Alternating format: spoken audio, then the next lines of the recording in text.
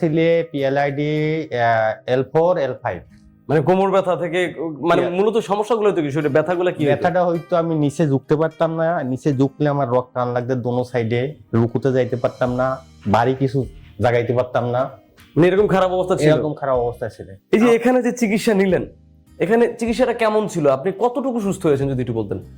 আমি আপনাকে তো প্রথমেই বললাম যে প্রথম দিন চিকিৎসা নেওয়ার 24 ঘন্টার পরে আমি 60% আমার উন্নতি হয়ে গেছে। উন্নতি অনেক, মানে 60% ম্যাক্সিমাম।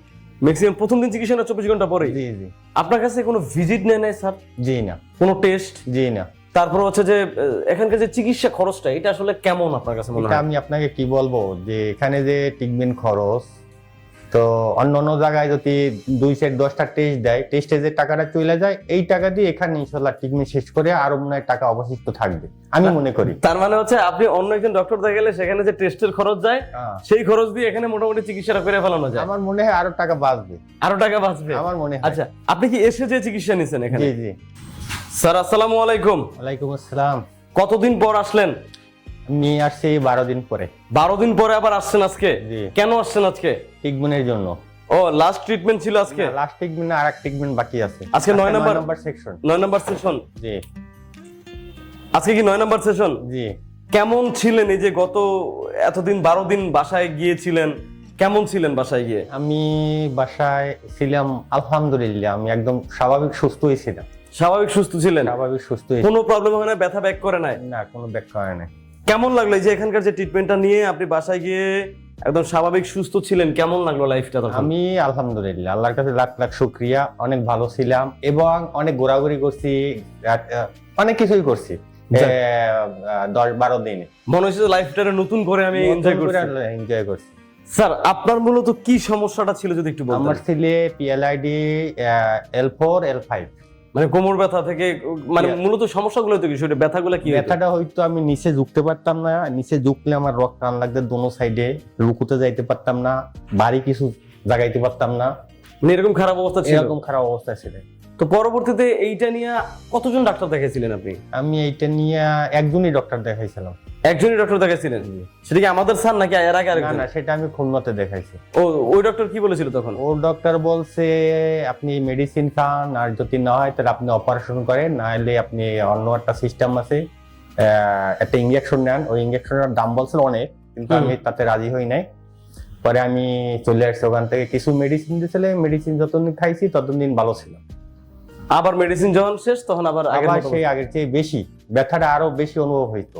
ঔষধ খাওয়ার এই ব্যাপারটা হয়েছে এরকম যে ধরেন আপনি অনেক জোরে জোরে চিল্লাচ্ছেন, হঠাৎ করে কেউ আপনার মুখ এসে চাইপে ধরলো, যখন মুখ ছেড়ে দিল তখন হচ্ছে যে আপনি আরো জোরে চিল্লানো শুরু করলেন। সেম এরকমই হয়েছে। এই যে এখানে যে চিকিৎসা নিলেন, এখানে চিকিৎসাটা কেমন ছিল? আপনি কতটুকু সুস্থ হয়েছেন যদি একটু বলতেন। আমি আপনাকে তো প্রথমেই বললাম যে প্রথম দিন চিকিৎসা নেওয়ার 24 ঘন্টার পরে আমি 60% আমার উন্নতি হয়ে গেছে। উন্নতি অনেক, মানে 60% ম্যাক্সিমাম। প্রথম দিন চিকিৎসা না 24 ঘন্টা পরে? জি জি। আপনার কাছে কোনো ভিজিট নেয় নাই স্যার? জি না। কোনো টেস্ট? জি না। তারপর হচ্ছে যে এখানকার যে চিকিৎসা খরচটা এটা আসলে কেমন আপনার কাছে মনে হয়? এটা আমি আপনাকে কি বলবো যে এখানে যে ট্রিটমেন্ট খরচ, তো অন্য জায়গায় যদি 2-10টা টেস্ট দেয়, টেস্টে যে টাকাটা চলে যায়, এই টাকা দিয়ে এখানে ইনশাল্লাহ ট্রিটমেন্ট শেষ করে আরো মনে হয় টাকা অবশিষ্ট থাকবে আমি মনে করি। তার মানে হচ্ছে আপনি অন্য একজন ডক্টর দেখালে সেখানে যে টেস্টের খরচ যায় সেই খরচ দিয়ে এখানে মোটামুটি চিকিৎসাটা করে ফেলানো যায়। আমার মনে হয় আরো টাকা বাঁচবে। আরো টাকা বাঁচবে আমার মনে হয়। আচ্ছা, আপনি কি এসে যে চিকিৎসা নিছেন এখানে? জি জি। মানে নিজে আপনি যে এসে যে চিকিৎসা নিছেন, স্যার আপনাকে জোর করে নাই যে এই যাও যান আপনি ম্যানেজমেন্টের সাথে কথা বলেন, আপনার ভর্তি লাগবে, ভর্তি থাকা লাগবে, এমন কিছু বলে নাই? জি না, এরকম কিছুই বলে নাই স্যার। স্যার বলছে আপনাদের যেভাবে সুবিধা হয় সেভাবে ট্রিটমেন্ট দেন। যদি আপনাদের থাকা খাওয়ার জায়গা না থাকে, দেখেন ঢাকা শহর এমনি সারাদিন ঘোরাফেরা করা যায়, কিন্তু রাত্রে ঘুমানোর জায়গা নাই।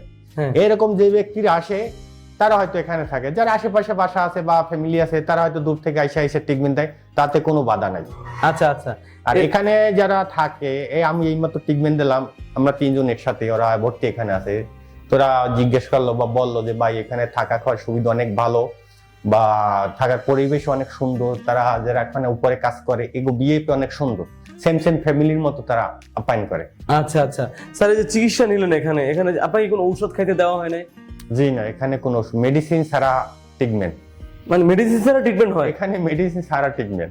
বলে না যে আপনাকে এই সাপ্লিমেন্ট খাইতে হবে, আপনার ভিটামিন কম, ক্যালসিয়াম কম, ওই কম সেই কম, ভিটামিন ডি টেস্ট করান, ওই টেস্ট করান, এই ওষুধগুলা খান, ফুড সাপ্লিমেন্ট খান?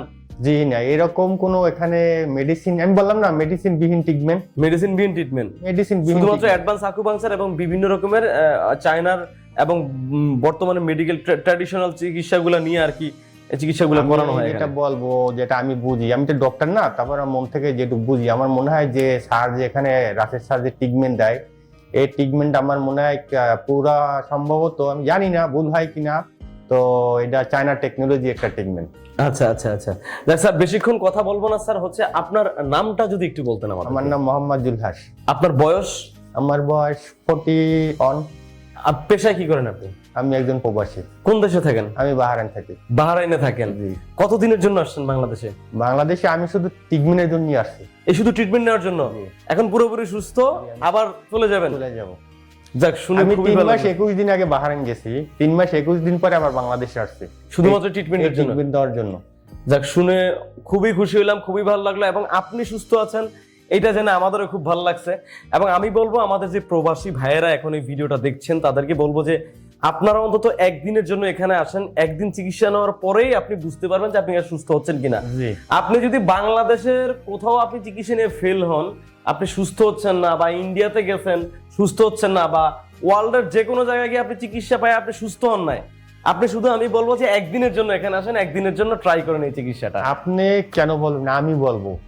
আমি বলতে চাই সবার উদ্দেশ্যে, যারা এরকম ট্রিটমেন্ট নিয়ে অনেক জায়গায় ভুগছেন, অপারেশন করছেন, একদিনের জন্য আপনারা এখানে আসেন, ট্রাই করেন, স্যারের সাথে কথা বলেন, একদিন ট্রিটমেন্ট দেন, তখন বুঝতে পারবেন যে আমাদের কথায় আর কাজে মিল আছে কিনা।